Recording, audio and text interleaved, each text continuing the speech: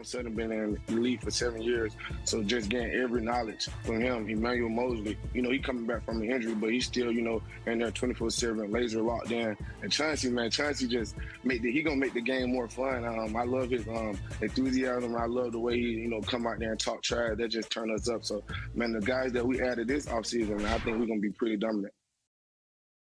What a dog. Jerry Jacobs, welcome back to the Morning Woodward Show here on Woodward Sports Network. Jeff Eifredi, Sam Flannel, JB, Gabby, and Lucas, as always. I don't know why I have this man crush on Jerry Jacobs. I just love him. Me and Lucas talk about this all the time, and Lucas is in the same boat as me. He never gets the credit he deserves, and I understand why. Big names, Cam Sutton, Emmanuel Mosley. Even last year, Jeff Okudah, even though Jeff didn't have a great year, it's still about Jeff. It's always about Jeff. Jerry Jacobs does not get the recognition he deserves, and I'm so happy for him. He got to go on Good Morning Football and talk about the Lions secondary, and he said some bars in there, Sam. Yes, he did. A lot of confidence in this new look secondary, which Brad Holmes surgically repaired in one off season. Oh yeah, which is impressive. Cam Sutton, the new look secondary. Cam Sutton, Brian Branch, now C.J. Gardner-Johnson, arguably the best free agent available. You got him on a 1-year deal. I love what Brad Holmes has done with the secondary, but the question I have for the people is where will they rank in the NFL? Because you look at some secondaries in the NFL, I would make an argument, Sam, they're top 10 on paper. I do believe that. Even though it's hard to imagine it for a team who, at least for their secondary, one of the worst in the NFL. How in the hell can they go from one of the worst to a top 10 unit? Well, I'll tell you.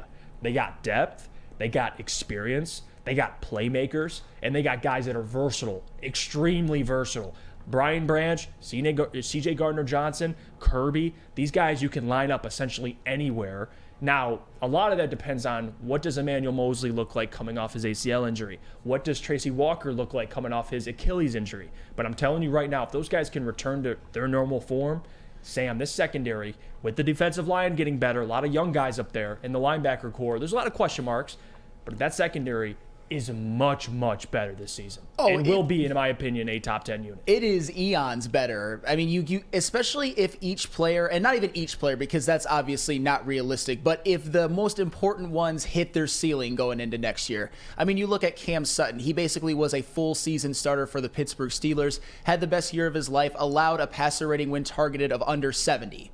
I guess the only concern about him is he one of the top end corners to lead your secondary? I don't know about that, but he is certainly very, very solid and can be locked down. And when you look at Emmanuel Mosley, when he played last year, and that's a big when he played because he didn't play much, he allowed a passer rating when targeted of less than 64, which is elite, but he only played in 5 games. He's coming off of an injury. I don't know if he'd be able to do that over a full season, but hey, you never know. He was elite when he played. We look at C.J. Gardner-Johnson, who, despite playing only 12 games last year, had 6 interceptions for an absurd per-game average of half an interception per game. That's actually amazing. Even if it doesn't sound amazing, it is absolutely amazing. And the fact that he was tied for the NFL lead in interceptions, only playing 12 games, phenomenal.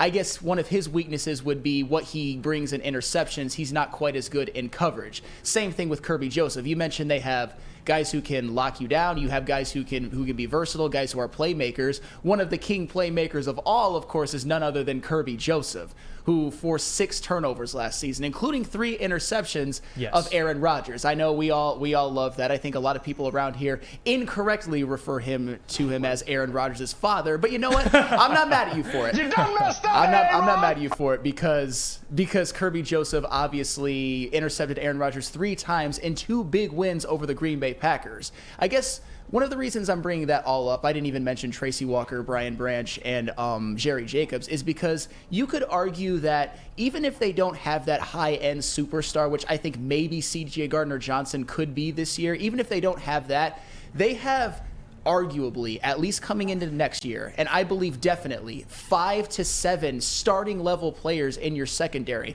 I can't think of a single secondary in the NFL period that is as deep as the Detroit Lions secondary is right now.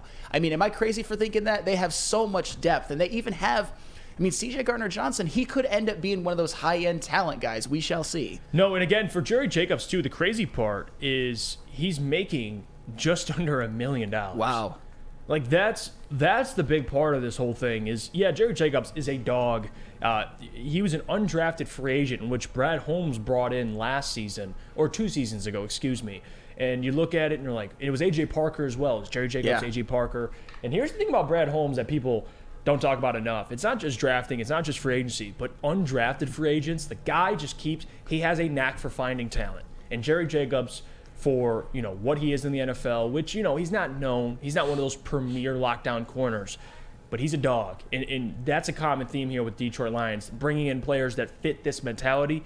Jerry Jacobs is the perfect guy to kind of look at where the rest of the roster is mentally. Like he fits what they want to do on defense. Sure. And I think with CJ and Kirby, you have two guys that are legit threats to lead the NFL in interceptions. CJ Absolutely. did it last year. He only did it in 12 games. I believe it was 12 games. Kirby Joseph, I think, can do it in the future.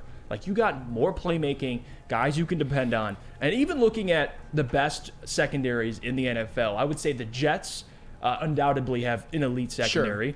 Sure. Miami, now with Jalen Ramsey, Xavier no Howard, doubt. yeah. Philadelphia, elite secondary. The Broncos have guys in their secondary as well. Oh, yeah. Baltimore still has guys, I mean, to a certain extent. Now we're getting to more, I think, where it's arguable, right? You have Baltimore, Dallas, Kansas City, Cleveland. Like, now we're at 8. San Francisco at 9, which San Francisco has pretty good secondary. Buffalo, Commanders at 11. Like, I think the Lions are a top 10 unit on paper. They just are. They're deeper than any of these other teams. Now, what do they do in the season? What happens? That's different. But on paper, you can't argue. And Lucas, I'll go to you. Jerry Jacobs, he's onto something. Jerry Jacobs is most definitely onto something, and this secondary is going to be easily top 10 this year. I mean, you just said the 49ers. I think the 49ers defense is without a doubt but just better. the secondary. The secondary, I'm giving the Lions because the thing is, they got the kind of, not middle-tier stars, but the Cam Sutton, Emmanuel Mosley. Those are guys who are very good at their job, but they don't have that Jalen Ramsey status where they're kind of going to be a distraction. And then the quote-unquote distraction level type of player is C.J. Gardner-Johnson. And watching C.J. Gardner-Johnson this year, it's going to be a whole lot of this. Oh, Grab these up. No. Lucas. Slug them down.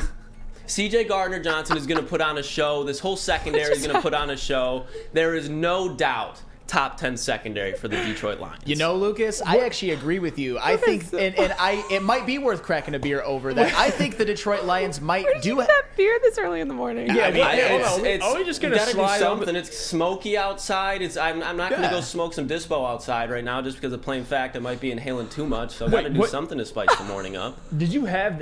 Where'd you get that? Me and Easy last night. Easy came home with them. We made some content. I was like, I brought 2 of them in. I was like, Man, you know what? see, Crack one Lucas, open on the show. yeah. What? Yeah, I'm telling you, these people from Toledo, they're built different. It's 8:53 in the morning. He saw the Jerry enjoying Jacobs. it out. Juiced. Yeah, he's C.J. juiced up. Gardner-Johnson and Jerry Jacobs.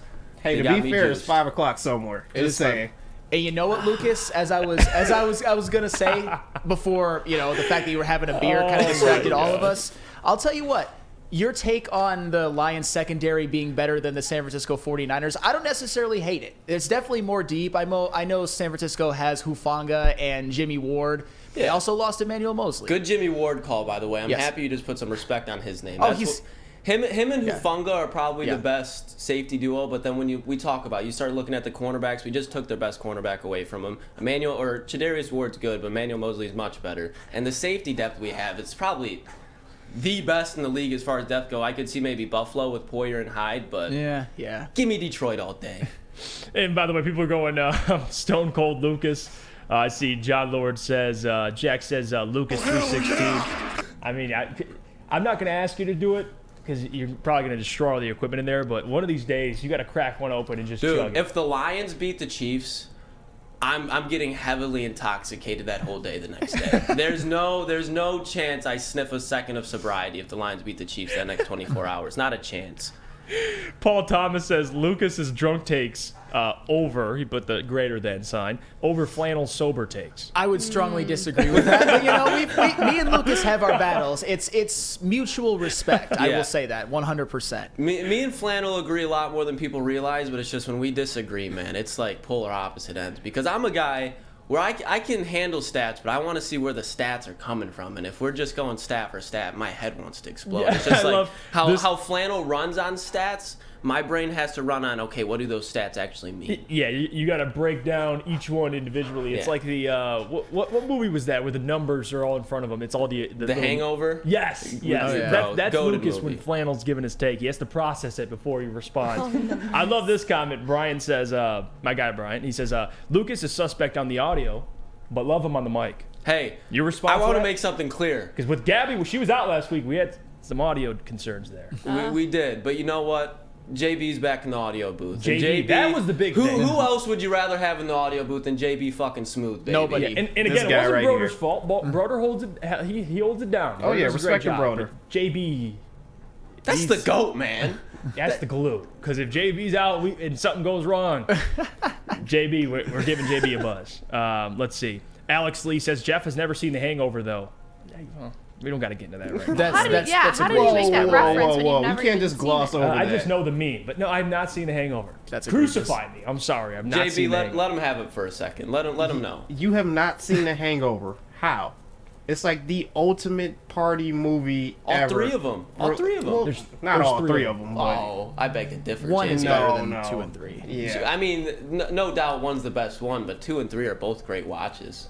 Oh yeah, of course they're good watches, but nothing beats one. It's That's like facts. the ultimate, bro movie. Like I'm surprised you haven't seen this movie yet. It's hilarious. Yeah, people are chiming in now. I'm getting roasted, which I expected. I mean, I have not seen Hangover. Hey, feel free to roast me. I would roast somebody if they didn't see a movie that everybody else saw, so I understand it. Jan Ward says, Jeff doesn't go to Walmart, JB. I do go to Walmart, but I'm not going to bring up allegedly. I'm not going to bring up allegedly what JB did at Walmart. That's all alleged. Yeah, yeah. There's no confirmation. all legend, all in the past, old stuff. Yeah, that We'll fill you in later, Flannel. It's okay. It was I'm alleged. missing something here, but you know what? After the show, off air, I'm sure.